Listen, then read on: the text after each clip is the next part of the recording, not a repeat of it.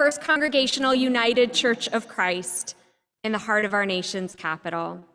I greet you with a blessed Holy Week and also acknowledge our Muslim siblings observing Ramadan and our Jewish siblings preparing to observe Passover in this most holy season. My name is Reverend Amanda Hendler-Voss, and I serve as the senior minister here at First Church. This congregation was founded in 1865 here at the corner of 10th and G. Before it was a bustling street corner, the land on which we now stand was a tobacco plantation, worked by enslaved laborers. We acknowledge their blood, sweat, tears, and yearning for freedom. This is also the ancestral homeland of the Piscataway, Conoy, and Anacostia tribes, the people where the rivers blend. We pay respects to their elders past and present and honor the enduring spirit of their culture. First Church in DC was founded by abolitionists, including General Oliver Otis Howard, one of the founders and namesake of Howard University. Just 4 years after our founding, however, a rift emerged over whether the communion table, God's table, should be segregated. Not all abolitionists believed in full equality, and the congregation split over the issue, with half of the community leaving with the pastor. Those who remained with General Howard integrated God's table, but they were left with a note on the building they could not pay. Howard University came through in our hour of need and paid the note, saving the congregation so that we exist today. Our history is complicated. Even in institutions that fought for full equality and to bind the wounds inflicted by slavery and racism, we don't always get it right. We stand in need of deeper reflection as we consider what it means as people of faith to worship the God we call love, who came to us in Jesus, suffering in solidarity with the crucified peoples of the world. This afternoon, we hope to model robust conversation on racism, the original sin of our nation.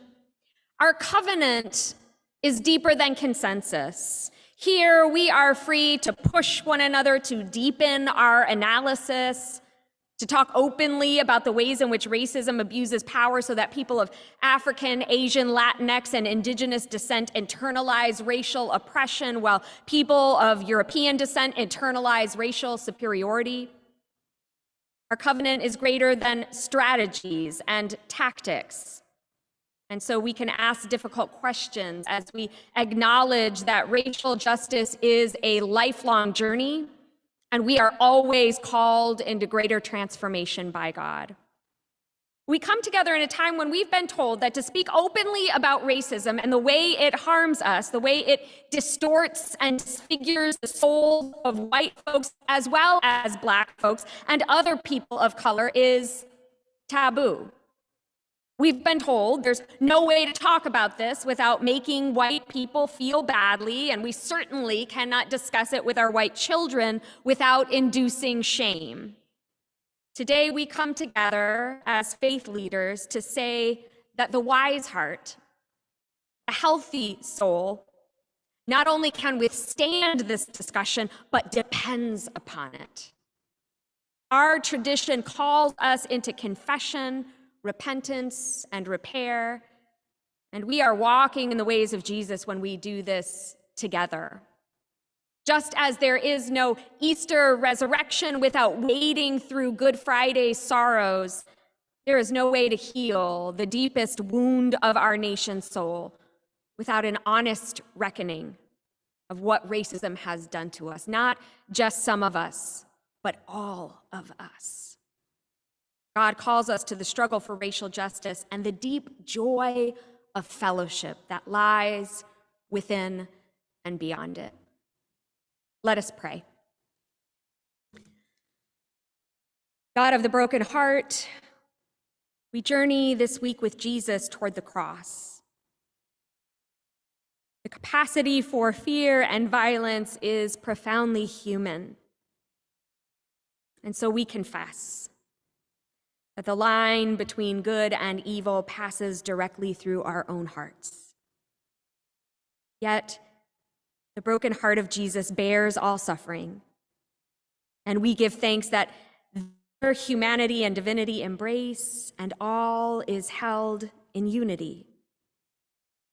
Be with us today as we press one another toward greater justice.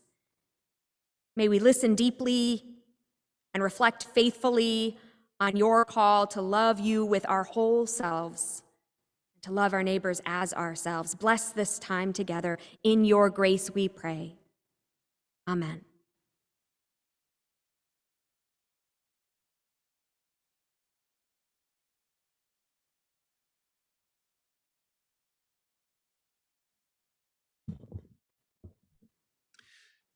My name is Reverend John Edgerton. I am the lead pastor of First United Church of Oak Park in Oak Park, Illinois.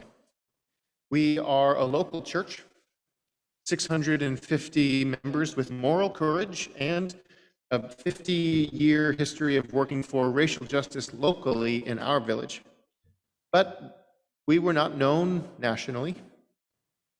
In the past week, that has changed dramatically. We have become the focus of national and international attention because this Lent, the 40-day period before Easter, we built our worship life around the voices of Black people, Indigenous people, and people of color. We called this fasting from whiteness, and we put a banner up on our lawn just as we do for every season. I am here to tell you exactly why we did this in the holy season of Lent. As Christians, we are fasting from whiteness in order to witness to the good news of Jesus Christ.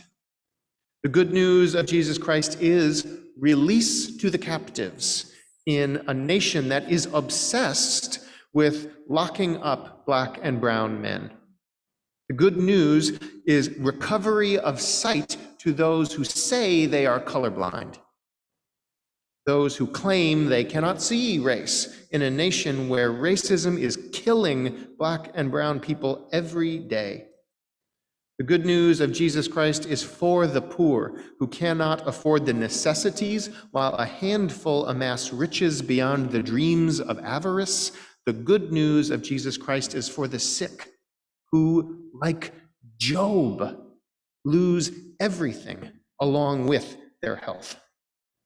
We have been fasting from whiteness by giving up the space in our hearts that is normally occupied by composers that I love, like Bach and Mozart and Messiaen. For a season, we have laid all that to the side to create ample space for Stephen Cuthbert Molefe and Duke Ellington and Bernice Johnson Reagan. This is not only justice-building work, it is joy-inspiring work. We are a predominantly white church with some racial diversity, but we are not yet reflective of our community, which is to say, there are many churches just like us. If your church sounds like ours, I invite you with grace and courage to take on anti-racism work in your own community in ways that make sense for your church. If your workplace sounds like our church, I invite you with courage and grace to find ways to take up anti-racism work in your workplace. I call upon all of my kindred in Christ who are white to join in this fast, to join in taking white voices and white perspectives out of the center of religious and public life. I call upon my beloved kindred to believe in the good news of Jesus Christ.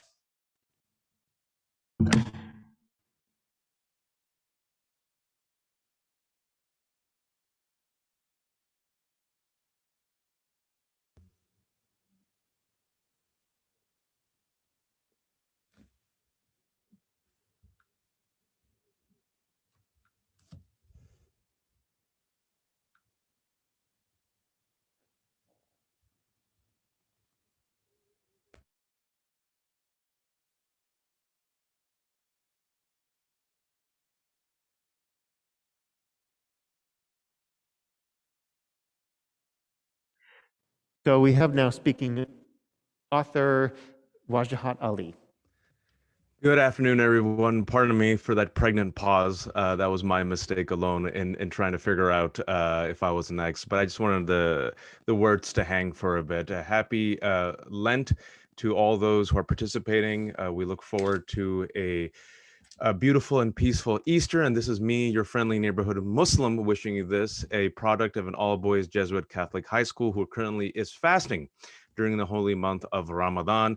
Thank you all for joining us. And I'm honored here to speak very briefly in support of First United Church and the fact they're living up to the Jesus that I encountered at Bellarmine Catholic High School in the Bay Area, the prophet of God, who through his actions and his sacrifices wanted to uplift everyone, especially those who were marginalized, those who were poor, those who were downtrodden, those who were mocked and ridiculed for the color of their skin, like I was, even though I was born and raised in America, where I was told at the age of 5, why is your skin color the color of poo?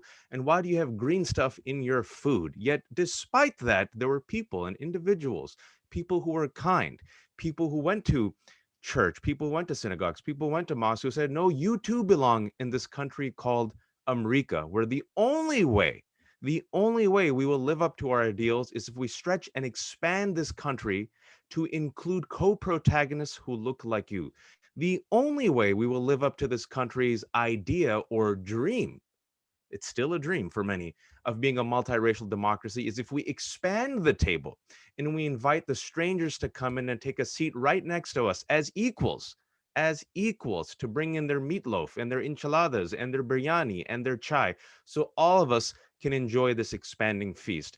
And so I'm here primarily, first and foremost, to thank you all for being an ally. It is tough to be an ally to challenge white supremacy, because right now we're witnessing the death rattle of white supremacy that has transformed into a death march, both here and abroad.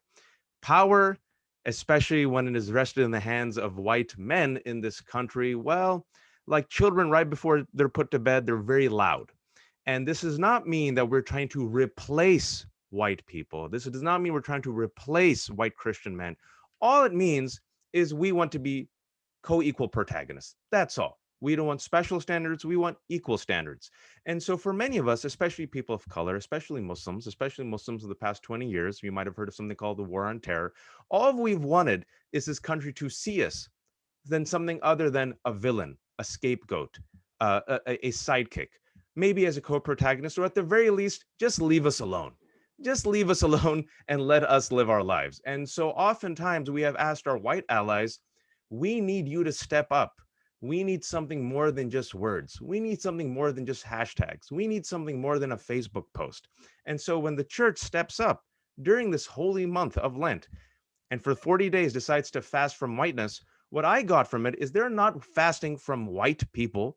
They're white, as we've seen. They're fasting from whiteness, an ideology, a paradigm, a structure that is poisonous.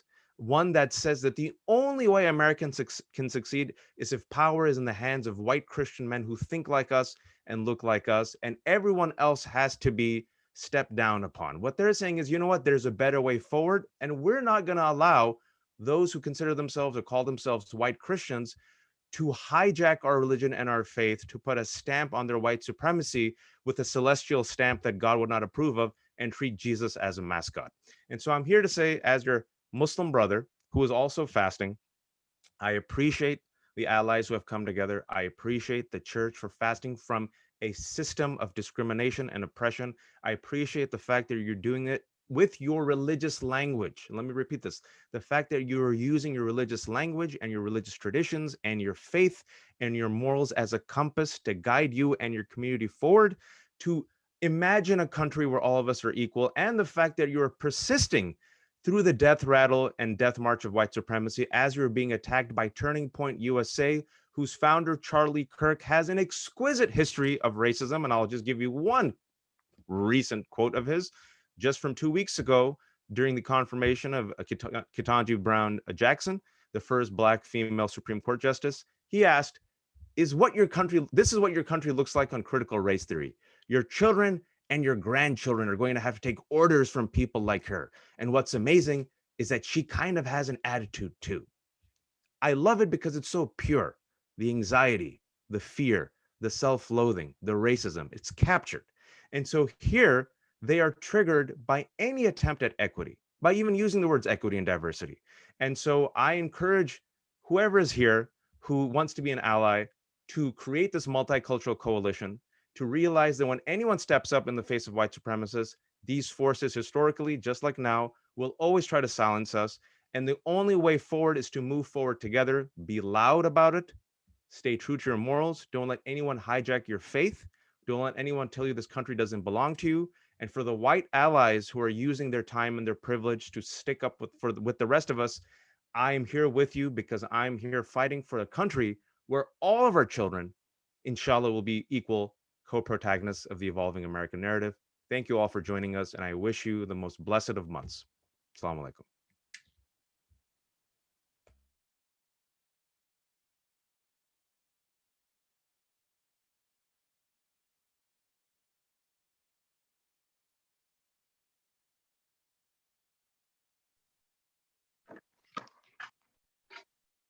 Next speaker, Reverend Dr. Jaqui Lewis.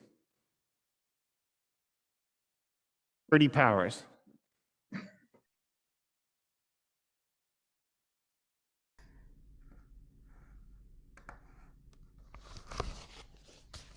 Which one would you like? Vertie Powers, right? She's got the spot. She's got the highlight, the spotlight. Okay. Okay. How are you? Thank you. I am fine. How are you? I am good to see you. Thank you. Good afternoon. I thank the organizers of this event for including me in what will become an historic occasion. On a personal note, I remember when you were called to First United in Oak Park, Reverend Edgerton, and I remember your installation.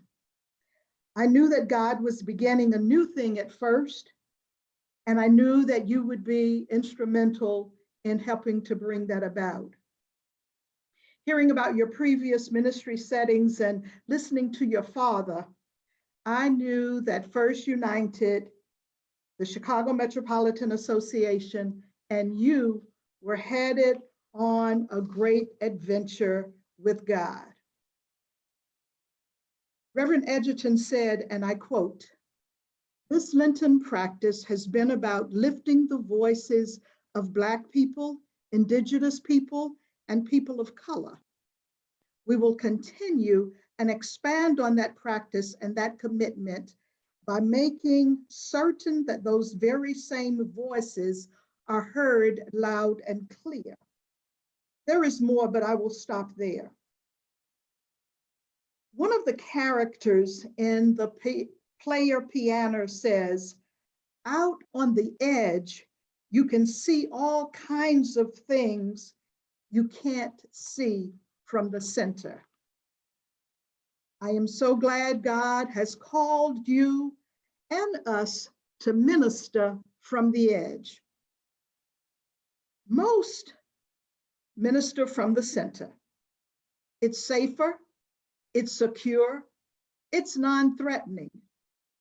And so we do things like for Lent, fast from chocolate, soft drinks, and meat. That's safe. We don't need God's help with any of that. Your fast, your church's fast, is a hard fast. Fasting from whiteness, ministry from the edge. Jesus, during his ministry, kept calling the religious leaders, the political and government leaders of his day to see how they were demeaning and dehumanizing God's people and all of God's creation, and even God. And you are doing the same thing. You are saying, take a look at how we in the white community demean, dehumanize, how we show blind eyes, how we turn a deaf ear, how we disrespect and ridicule people who are not like we are. people of a different or darker hue, as if whiteness entitles them to this sort of sordid behavior. Let me say clearly, it ain't so. All places of faith, in all places of faith, we have been silent for too long. We need to speak loudly and clearly. None of us are free until all of us are free. None of us can have humanity and show humanity until we do it to all of us. None of us should have privilege unless all of us have privilege. None of us should be entitled until all of us are entitled.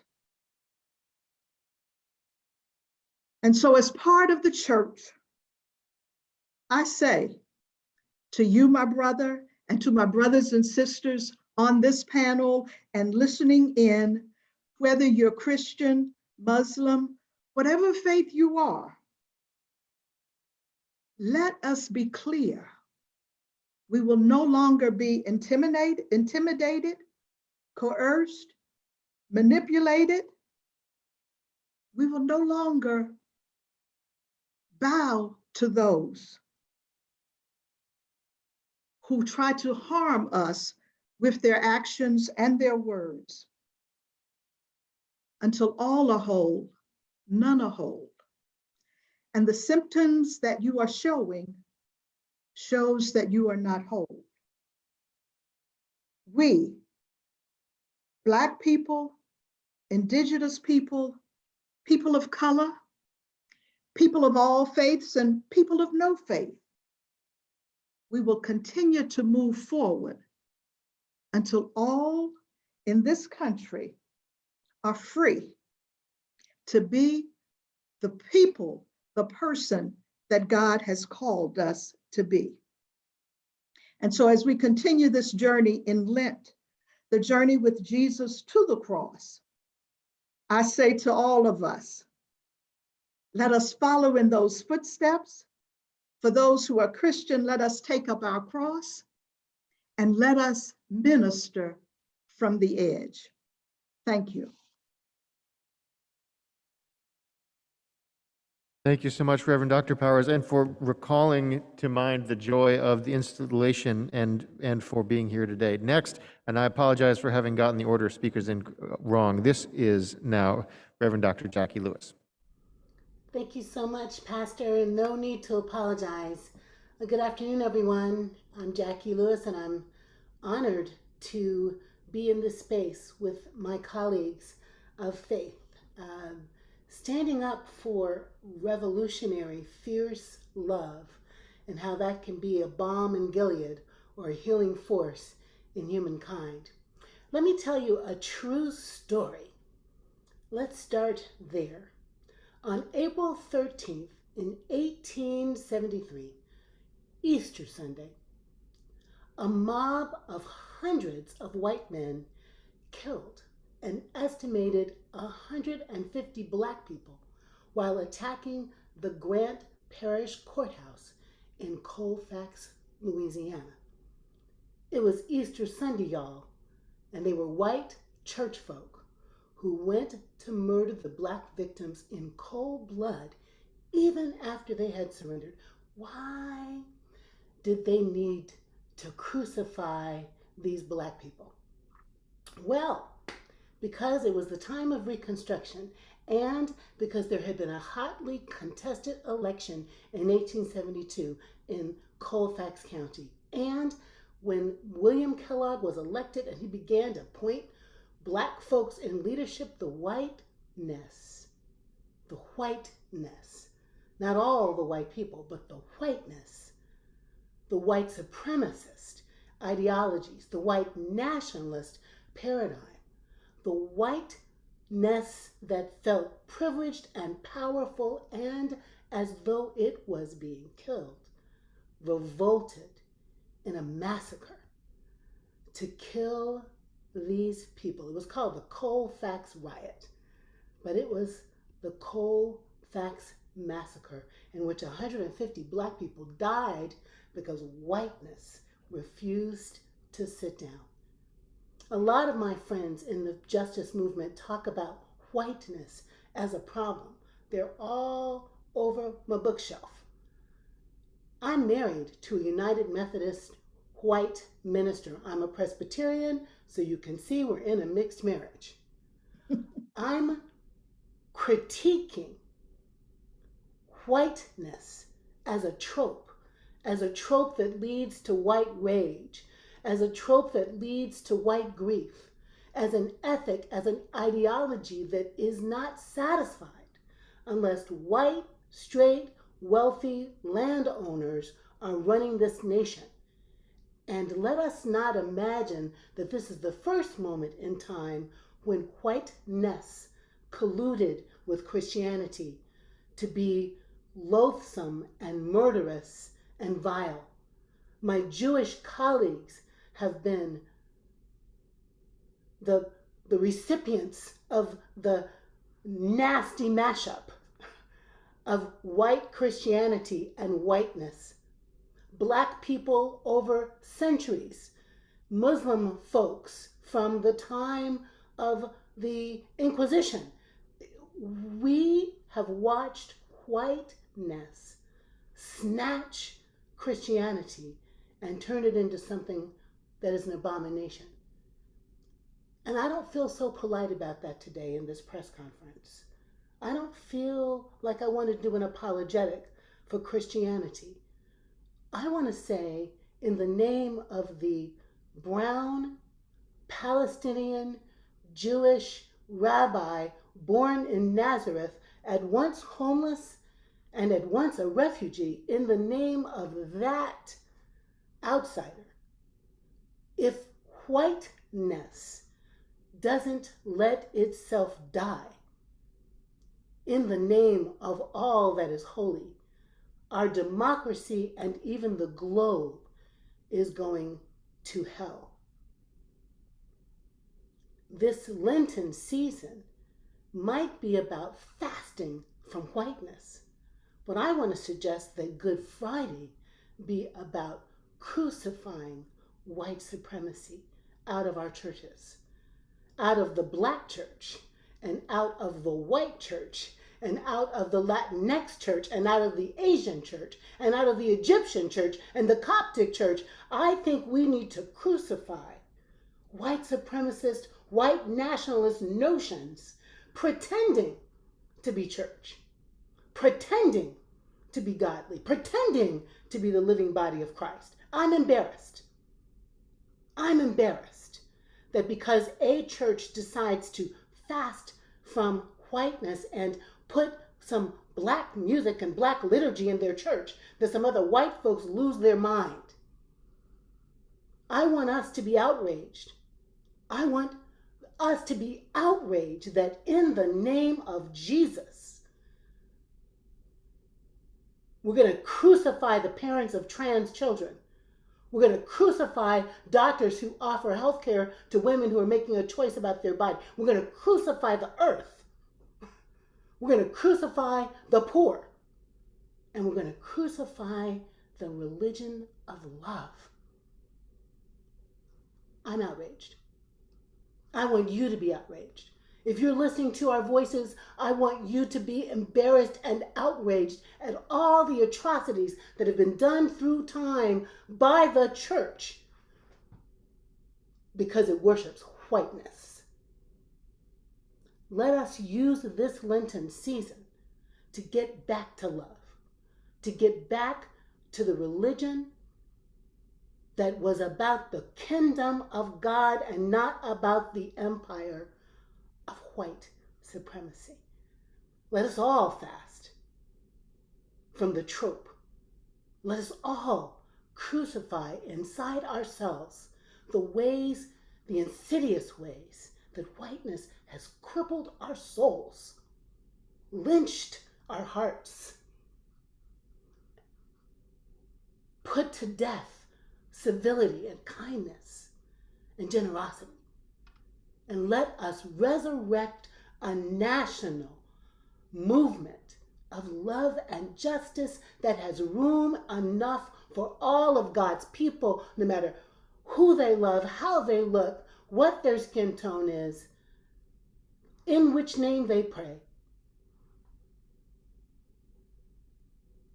Let us build a world of love together in this holy month for Jews and Muslims and Christians and yes, Sikhs and Buddhists and Hindus. In this springing up of love and life, let us allow the hatred and the vitriol and the violence to die so that we might live in love together. Thank you.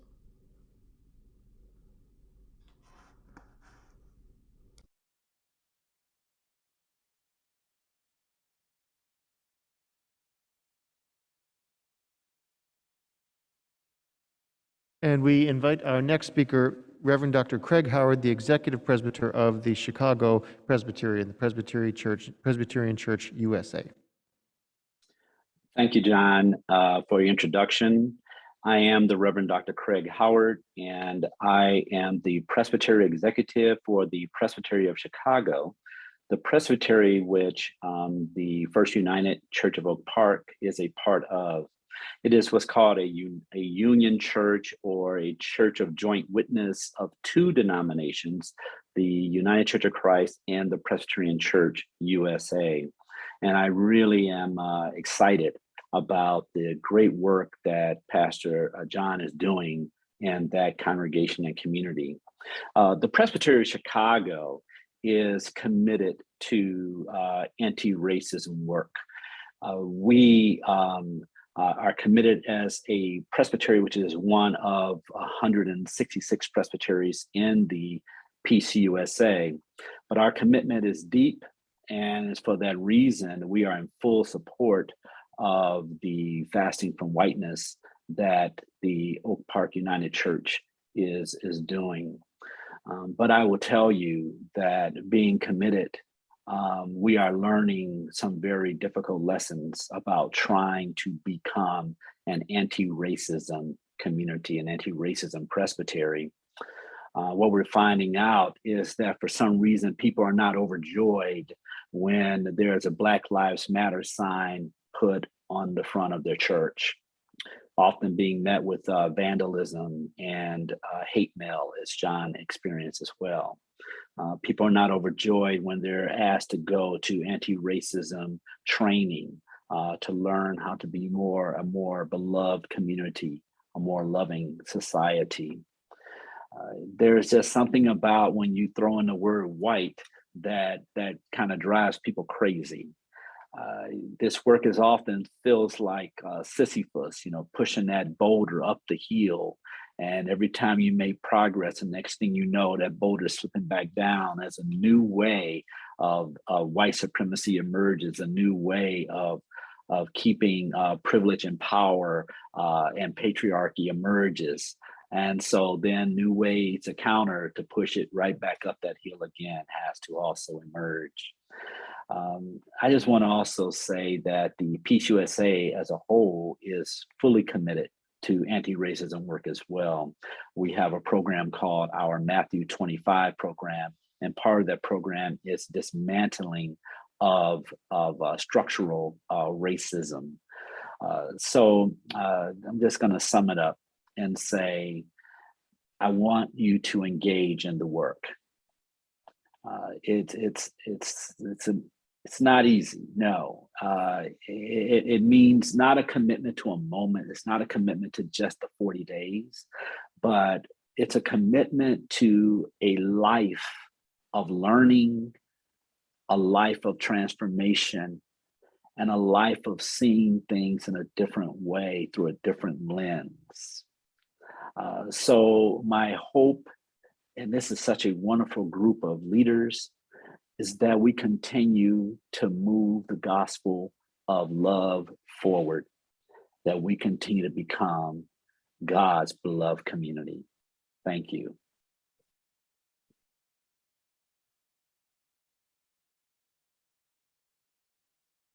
Thank you so much, Reverend Dr. Howard. And for our final speaker, we have Reverend Jason Carson Wilson.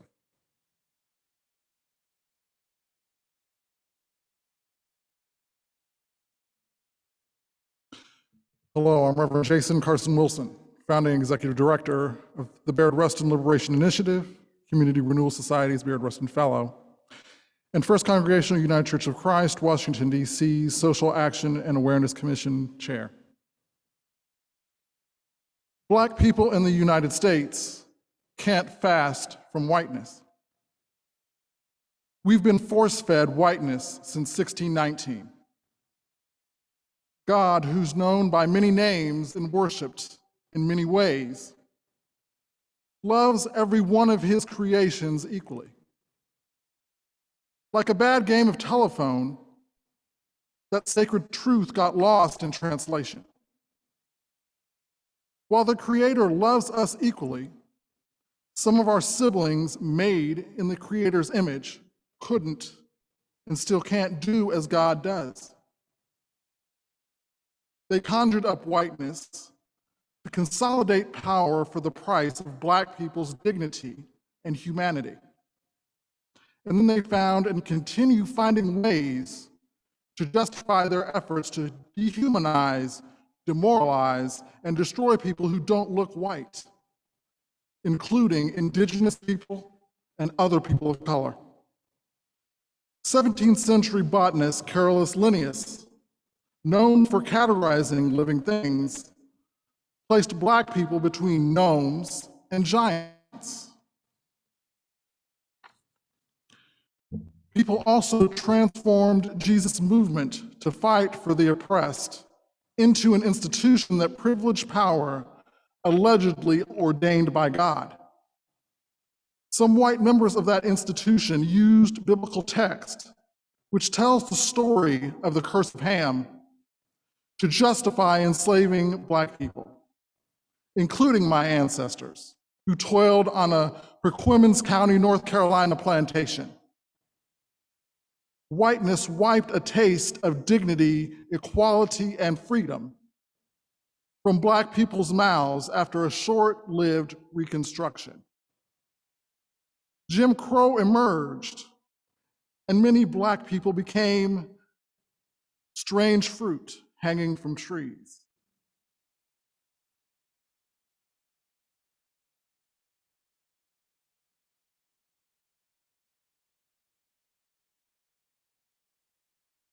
Today, whiteness allows Black people to continue becoming strange fruit.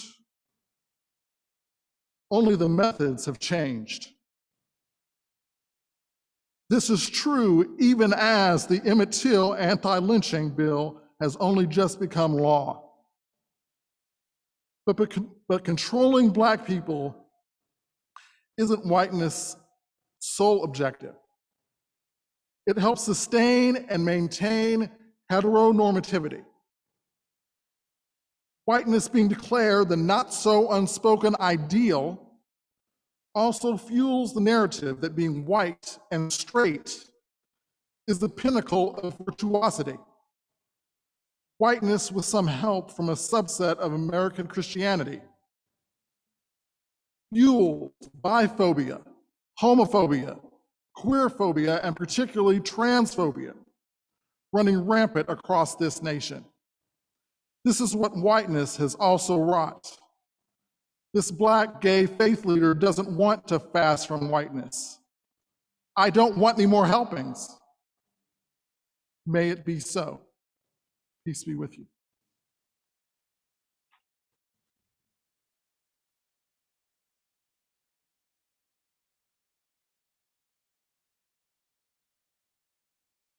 Thank you, Reverend Jason, and thank you to all of our speakers. Truly, this has been an outstanding panel, and we're just so grateful for the national leadership represented here.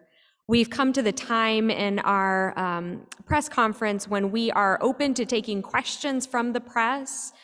Those of you who are joining us by Zoom, you can type your question into the chat, and we are open to receiving those questions. Perhaps one of our Zoom moderators could read those questions out to us, and we will figure out who on our panel might respond.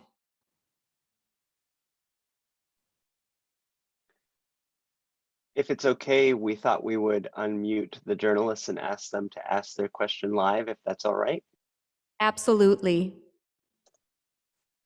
Okay, so our first question is coming from Hans Holznagel. Hans, we invite you to unmute yourself when invited to do so. Be sure to introduce yourself by media affiliation and then ask your question.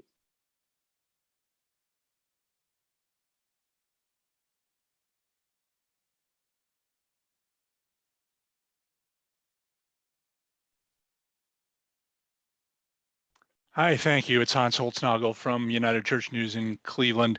And John, I wanted to ask you, have you or your conversation, in addition to the obvious opposition you've received to this fast, have you had any opportunity to engage with people who were open-minded? Has your fast by any chance prompted any kind of interest or conversation from people who are actually interested in being constructively involved?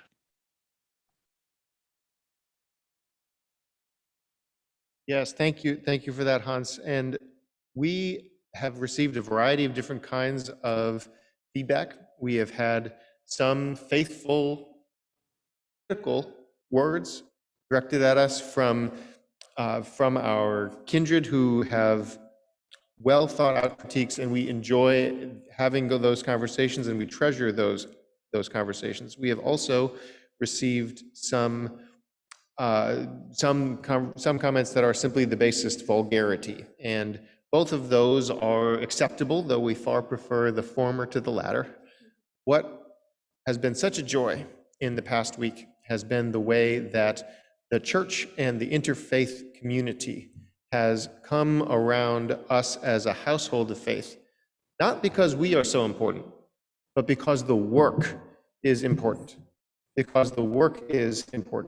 And so we have treasured, in particular, the critiques that we have received from our Black colleagues who have had hard questions for us, asked in a spirit of love and a desire that we do better. There are two choices for white people in this country. You can either have honest conversations about race and racism and be uncomfortable, or you can be silent. And as a Christian leader, I will not be silent on this. And so I will make mistakes, I will be uncomfortable, and I treasure those conversations in which we can receive criticism.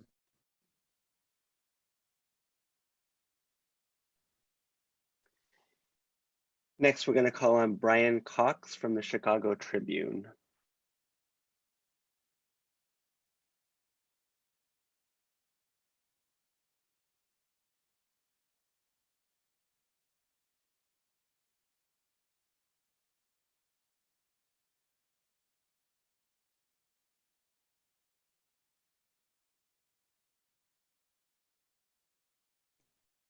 Can you hear me?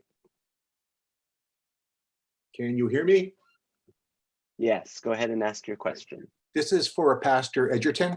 Pastor, can you please talk about the fact that your fasting from whiteness theme attracted so much international and national attention and commentary?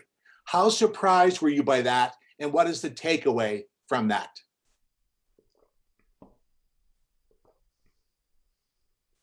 Well, I've been a pastor for about 12 years, and I have always had church programming. And we have always tried to publicize our church programming. And this is the only time that our carefully planned, lovingly crafted church programming for our members has gained national and international attention. So to say that I have been surprised is perhaps the understatement of the year. We always have banners out in front of our church. What I take away from this is exactly what Reverend Dr. Lewis said, which is that we were touching not on a nerve, but on a wound in this country, a wound in this world that must be healed. It must be healed in order for there to be, in order for the promises of God in which the coming realm, there will be a tree in the center of the city whose leaves are healing for the nations. In order for that tree to be able to blossom, for those leaves to grow, whiteness, as we have heard our panelists educate us about the meaning of that notion, whiteness must pass away from that city, must be left outside of the gates of the New Jerusalem. So we take away from this that we have touched upon a wound, and it is our prayer for healing, and we will work to do what we can to heal that. And if there are particularly journalists who have questions for some of our other panelists too, it would be great to have some of those as well.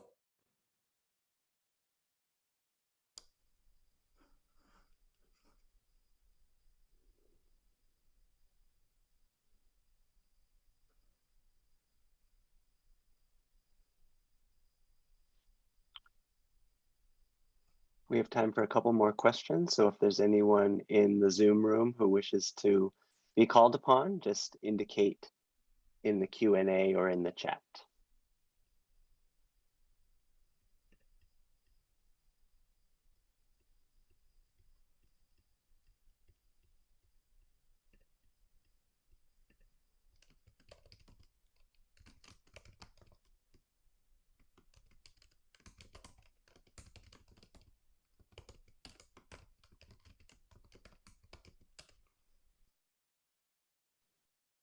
I think we have a question from Emily McFarland from Religion News.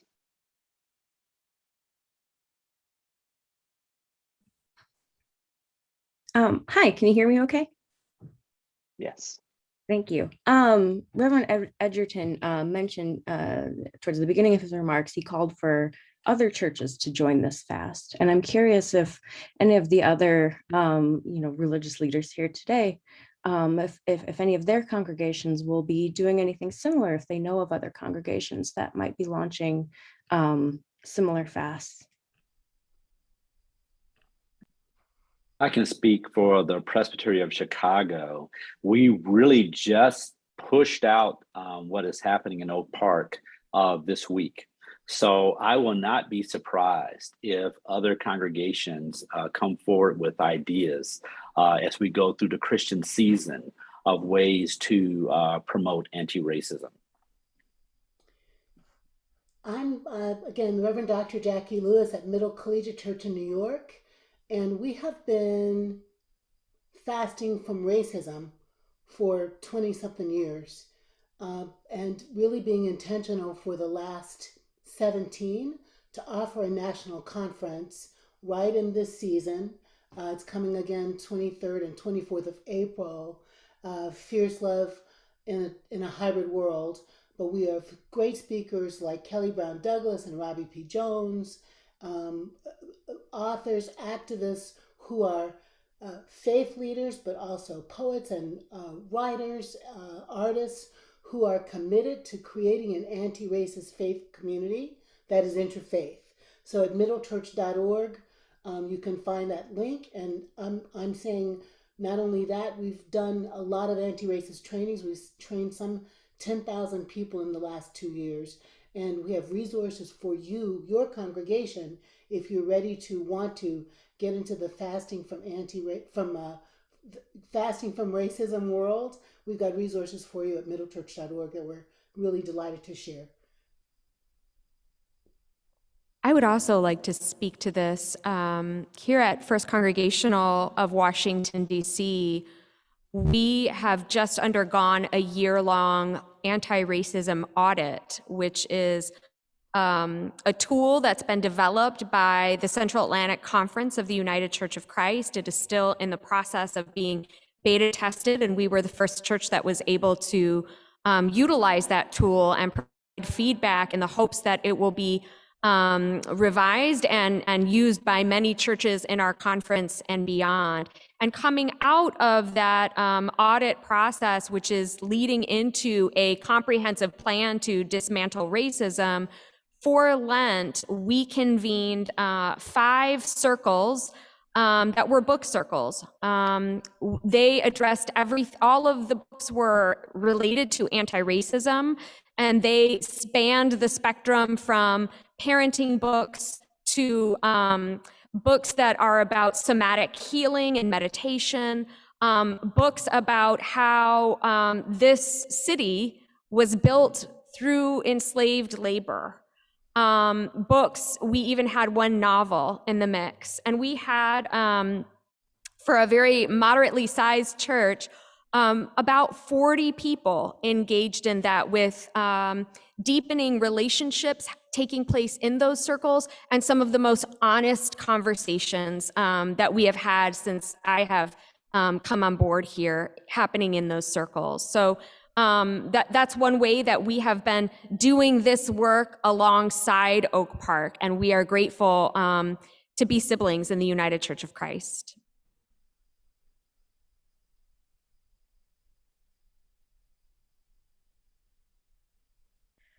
I would like to respond, if I may. As a supply pastor, which is a short-term assignment with a congregation in the Washington metropolitan area, I would say that the congregation I am with, they are open to new opportunities in the fight for justice. They have a superb past in work that they have done. And so I think that they will be really, really open to exploring this opportunity of fasting from whiteness, and to see how it can impact their local congregational community, but the neighborhood community as well.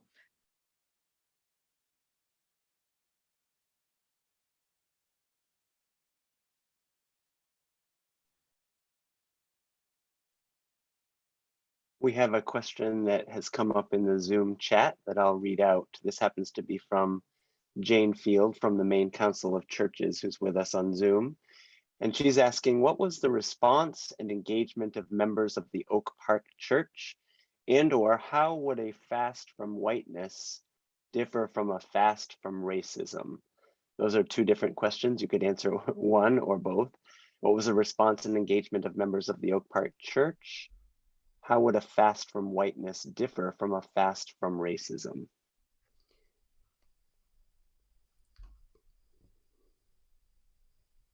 So the congregation's response really had to do with joy. That our church has been, we have had the most wonderful, marvelous church during Lent. Our choir has loved singing the repertoire, our children's programming, which was built around age-appropriate ways of talking about racism. This is a Montessori-style program called Tell Me the Truth About Racism, which is created by a church, Jen Enriquez, who is the children's minister at a local church near us. We have been partnering with a local church to have our Sunday school work on this. That was how we began with all of this, was really with understanding that this is a lesson we must begin with our youngest in the church. This has been received with such joy. It has been challenging, the way that a workout can be challenging, so that at the end of it, you know that greater health and strength has come from it. This has been wonderfully received by the church. And Can I answer the second half, John? Jackie? Go ahead. I would love it if you would handle that. Okay? I want to say the Middle Church has been on a long journey, decades-long journey in this work. And I think what happens when we talk about fasting from racism or fasting from whiteness, and you heard the panel working hard to define that for us, we're not talking about fasting from white people. And what has happened in so much of our lexicon, critical race theory is a bad word. What? Why? Because people don't understand, and we don't want to take care to try to understand. So I think racism is, typically defined as prejudice plus power. Us old black folks, old white activists, we would have called racism prejudice plus power. And no, then black people don't have enough power to be racist, is what we would say. But But whiteness is a way that many people are talking about this same thing, but as a kind of more structural paradigm that isn't just about race, but whiteness is anti-Semitic, whiteness is anti-Islamic, whiteness is anti-gay, whiteness is anti-women. Can you see that?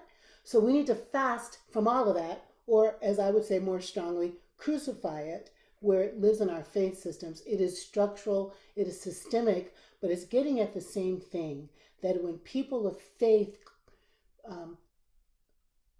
baptize their hatred and their violence and their biases with religion, that's the thing I think we're all wanting to fast from or crucify. And again, middlechurch.org for tons of free resources to get your community started. We're in the United Church of Christ and proud of all of our United Church of Christ siblings, and we have resources for you.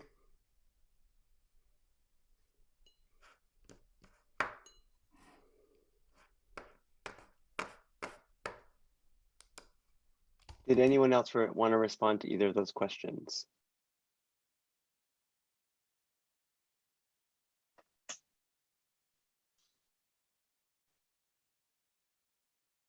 Can I say something just to throw in and make it a little bit juicy?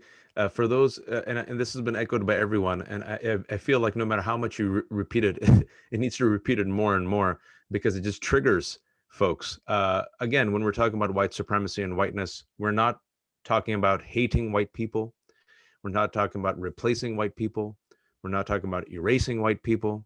We're not talking about subjugating white people to the oppression and the marginalization that many people of color have faced simply for existing in this country. What we are talking about, again, just to echo what everyone has said, is a system, an ideology, a structure, a paradigm that says that those and only those who are deemed white are the ones who are the true inheritors of this country, and their worth and their power has to be elevated at the expense of everybody else. And I just wanted to say this part also is there are white people against whiteness and white supremacy, and there are some people of color who cape for whiteness and white supremacy. There are white people against white supremacy, and historically there have been people of color who have actually promoted white supremacy and whiteness. This might seem like common sense to those who know the history of this country, but as we're witnessing right now, what's common sense to many is not common. And even talking about this is so threatening that individuals who are allegedly for free speech are trying to ban books and to erase conversations where we are trying to center ourselves in our stories. And so everyone has said it. I just wanted to repeat it. And it's something especially for journalists to know, especially as they, I think, frame their stories, is that we are here for a multicultural coalition of the willing, where all of us are co-protagonists of the American narrative. And with white supremacy, that makes that dream impossible.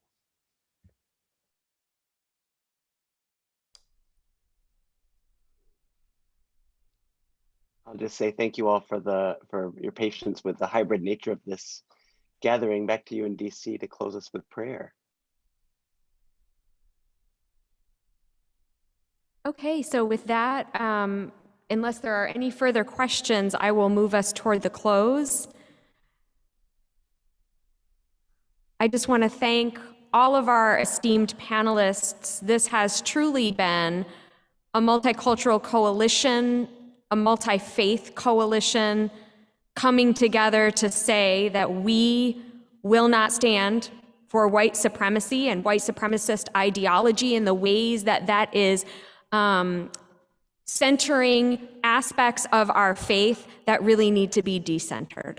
So we are coming together in solidarity and in support and in commitment to continue to forward the work of anti-racism in the communities of faith where we lead, in the communities of faith where we count ourselves members. So thank you to all who have participated. To the press, thank you for being here today. And with that, I offer blessings upon all of us in the midst of this Holy Week that is leading to Easter, that is leading to Passover. In the midst of Ramadan, I offer blessings to all of us in our various faith traditions, and hope that you will enjoy the rest of this beautiful day. Thank you for attending.